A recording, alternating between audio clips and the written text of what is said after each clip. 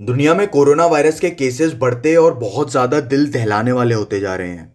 कई सारे देशों में हालात इतने बुरे हो गए थे कि लोग हमें सड़कों में मरे हुए नजर आए थे। उनकी लाशों को कोई उठाने वाला तक नहीं था। फिर तो क्या यूएसए, क्या ब्राज़ील और क्या ही इटली। इस महामारी ने सबको हिला के रख दिया। राष्ट्रीय और अंतर्राष्ट्रीय स्तर पर हर किसी को इस बीमारी ने इकोनॉमिकली बहुत भारी नुकसान दिया। इंडिया की भी हालत इस समय बहुत ही ज़्यादा नाजुक हो रखी है।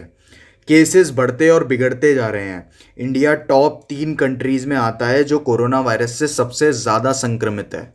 सबसे पहले नंबर पर यूएस, दूसरे नंबर पर ब्राजील और तीसरे नंबर पर हमारा अपना देश भारत। अब ये गलती लोगों की है या फिर प्रशासन की, ये बात तो हम सबको बहुत अच्छे से पता है। लोगों की लापरवाही और प्रशासन की ढील के कारण ये सब हुआ। बता दें कि पूरी दुनिया में 1 करोड़ से ज्यादा लोग कोरोना वायरस से संक्रमित हैं, जिसमें से 6 लाख से अधिक लोग मर चुके हैं।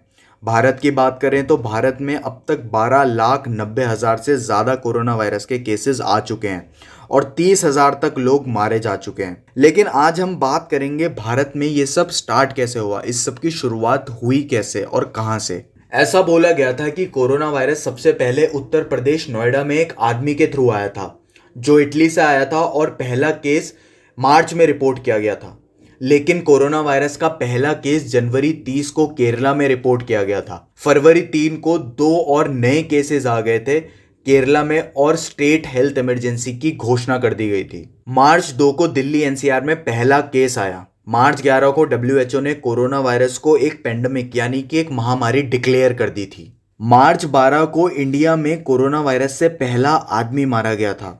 मार्च 13 को इंडिया ने टूरिस्ट वीजा सस्पेंड कर दिया था। 14 मार्च को गवर्नमेंट ने कोविड-19 को एक डिजास्टर घोषित कर दिया था, क्योंकि इंडिया में टोटल 100 केसेस हो चुके थे। 22 मार्च को जनता कर्फ्यू लगाया गया था, सारी इंटरनेशनल फ्लाइट्स को बंद कर दिया गया था। 25 मार्च से पूरे भारत को बंद कर दिया गया, कंप्लीट लॉकडाउन, वो भी 21 दिनों तक। ट्रेन, फ्लाइट्स, मेट्रो सब बंद कर दिए गए थे। अप्रैल 14 को फिर एक और लॉकडाउन लगाया गया 30 मार्च तक। टोटल केसेस अब तक 10,000 पहुंच चुके थे।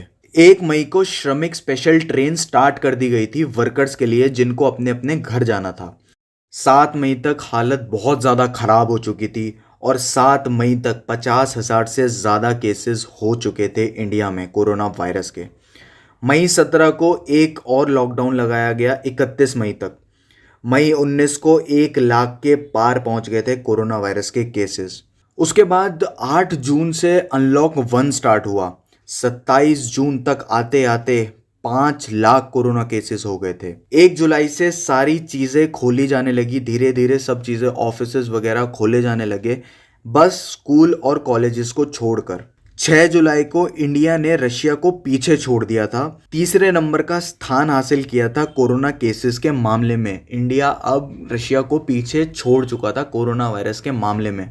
15 जुलाई को कोवैक्सीन और ज़ायकोव-डी नामक वैक्सीन को ह्यूमन ट्रायल पर भेजा गया।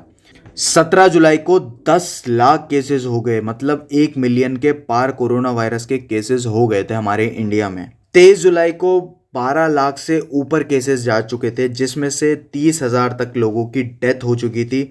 रिकवरी कुछ 7,80,000 लोगों की हो गई थी और एक्टिव केसेस 4,26,000 कुछ पहुंच गए थे। हम यही दुआ करते हैं कि कोरोना वायरस जैसी जो महामारी है वो जल्द से जल्द ख़त्म हो जाए, क्योंकि इस चीज़ का नुकसान हर किसी को हो रहा है, चाहे वो जॉब करता हो या फिर किसी का बिजनेस हो। अब हर किसी का इस चीज़ का नुकसान हो रहा है, लेकिन लोगों की भी कुछ जिम्मेदारी बनती है। गवर्नमेंट की जिम्मेदारी तो है ही, गवर्नमेंट अपना काम करेगी, लेकिन हम लोगों की भी ये जिम्मेदारी बनती है कि हम कम से कम घर से निकले, जब भी घर से निकले मास्क और हैंड सैनिटाइज़र लेके ही निकले, इसके बिना निकले नहीं। क्योंकि जिस हिसाब से केसेस बढ़ रहे हैं और जिस हिसाब से ये सब चीज़ें हो रही हैं, उससे ये लगता नहीं है कि इस साल ये बीमारी ठीक हो पाएगी, क्योंकि इंडिया इतने ज़्यादा आगे पहुंच चुका है। पहले नंबर पर यूएसए है, दूसरे नंबर पर ब्राज़ील है और तीसरे नंबर पर अब हमारा इंडिया है।